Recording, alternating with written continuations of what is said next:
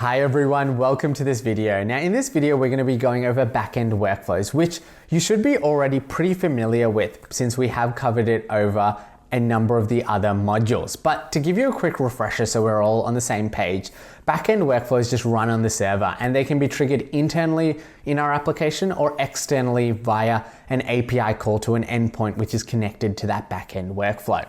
Now, there are a few use cases which backend workflows are ideally placed to be used for. One is when we need actions to be accessed from outside of our application. Another is when we have actions that just take a lot of time to process. So in those cases, we can move them to the backend just to streamline processing. And a third one is when we have actions which we want to actually access from multiple different parts of our application.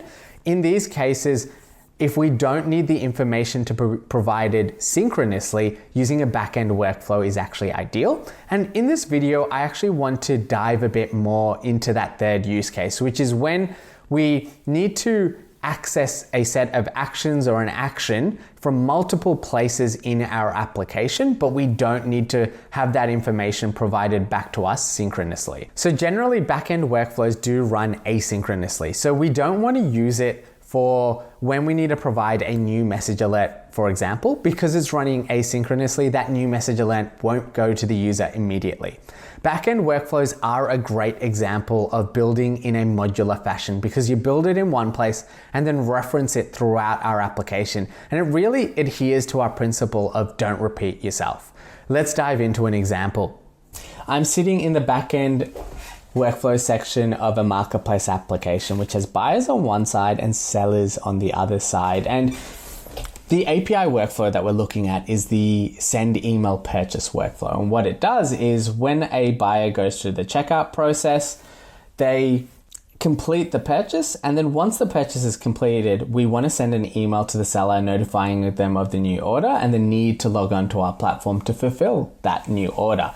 Now for us, we could have set up this email sending workflow on the page itself. But the reason why we didn't is, the first reason is because we actually want to access this particular email workflow from multiple pages. So we offer the ability to purchase the product either through the checkout flow and the checkout page, or there's an expedited checkout process where you can purchase the product directly on the product page itself. So we need to reference the workflow from two pages, and we don't want to repeat ourselves. The other option, which we could have done, is we actually could have set up a custom workflow within a reusable and then drop the reusable on either page. But the reason why we didn't do that is because this email can be sent asynchronously. So it doesn't need to be sent synchronously. The user, the buyer, doesn't need to be notified of anything on the page that this email has been sent. There can be a slight delay. So for that reason, we're actually sending this workflow to the backend.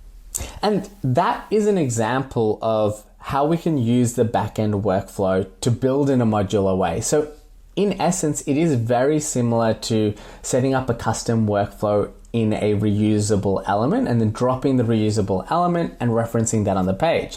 But when you don't need the information to be provided back to the user synchronously, just set it up as a backend workflow and you don't have to repeat yourself. You can make all of the changes in one place on this backend workflow in the page and then just reference it through the schedule and API workflow action on the pages that you require this.